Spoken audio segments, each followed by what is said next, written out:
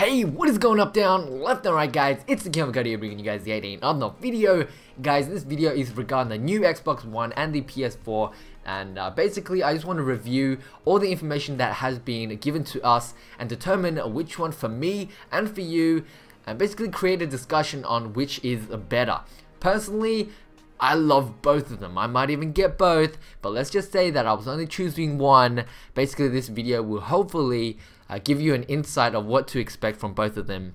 And it is very early on in the whole console stage, but from what we already have, you can make a little idea of what to expect in the future. So sit back, relax, and enjoy this video. So like I said, this video will be pretty in-depth, and I want to cover a lot of things in this video. The first thing that is quite important in a system is the actual RAM. RAM stands for random access memory, and basically this is what systems use to basically work together, and this sort of memory is what they use to pull information and send information out, and that's how the system works.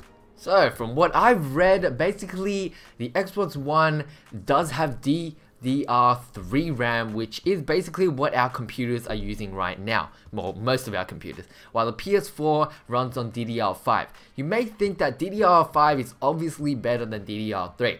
This is not really the case. Depending on how Sony will incorporate that into the system will definitely determine whether it's either good or bad, or whether one's faster or slower.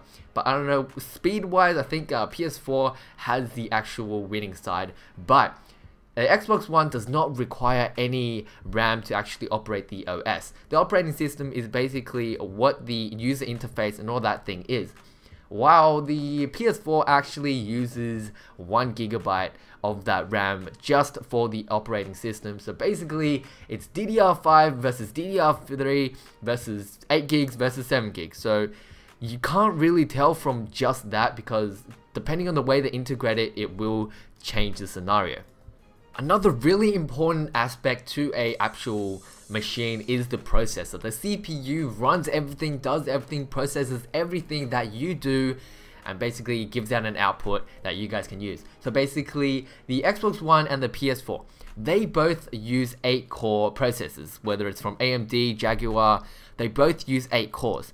The thing is, people get really confused when people say 2 GHz versus 1.6. Let me tell you this. 1.6 versus 2 GHz, it makes no difference at all. It makes the slightest difference, and it's actually the chip that matters. It's not how fast the clock runs. I can overclock my computer from 3.8 to 5.2, but it doesn't necessarily mean it's better than a higher quality chip, if that makes any sense. So basically, because the PS4 does have a higher clock rate, people think it's better, but right now it's really even, and it really depends on how, like I said before with the RAM, how they incorporate that with the actual system. The graphics processor, other known as the GPU, is also really important because it basically processes all the images. The thing is, I don't know much about the GPU in the system. It just says that the PS4 is, well, both of them are running 7000 series chips, which is basically what newer computers have. So basically the new computers that you buy nowadays will possibly have the 7000 chipset.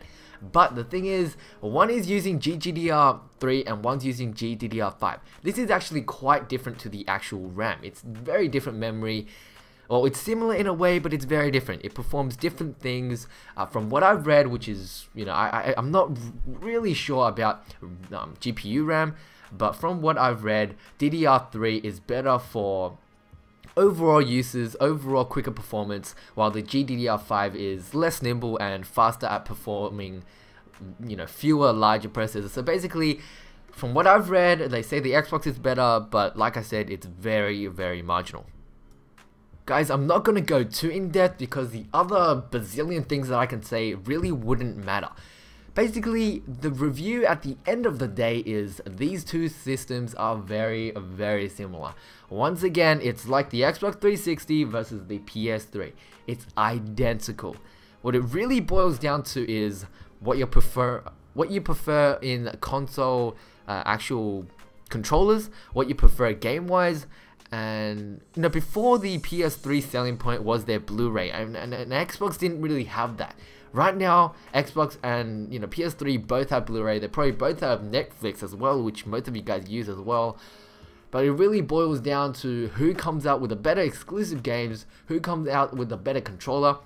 Personally, design-wise, I like the Xbox One. I like the ergonomics of it. I don't really like how the PS3, the Sony designs their controllers. The screen in the middle, yes, it's very nice to have, but is it really going to be that useful? I mean, apparently it's going to be used for monitoring, your Twitter and stuff. I mean, when you're playing games, you don't want those Twitter things, but a lot of people do. But in my opinion, I prefer the Xbox's actual controller. I don't know, I just like it since forever. But what will I get? I have no idea. Right now, I'm leaning towards the PS4 simply because it just seems less rushed. I mean, Xbox, it's a very nice console. I love it. I probably will end up getting both. But if it was to come out at the same time, I'll probably pick out the PS4 because I'm just more interested in it. I don't know why. Like I said, Xbox One will have Call of Duty exclusive. So that might be a huge selling point for me, but you guys might not play Call of Duty and you guys might not care. You guys probably like, there's a lot of things that boil down to what you like. But basically at the end of the day, it is your decision, and if you're judging by specs alone, it's very, very similar. Just go with the flow, go with what you like, go with what your friends like. It's an incredible, really powerful thing. What your friends have is what you will have, because you want to play with friends at the end of the day. There's no point, you having a PS3, or this is basically what I did, having a PS3 versus people that have Xbox. That's pretty much the end of the video. Hope you guys like it. Please give this a like, favorite, thumbs up. That's basically it for me. Hope you guys enjoyed. Peace, guys. I'm out.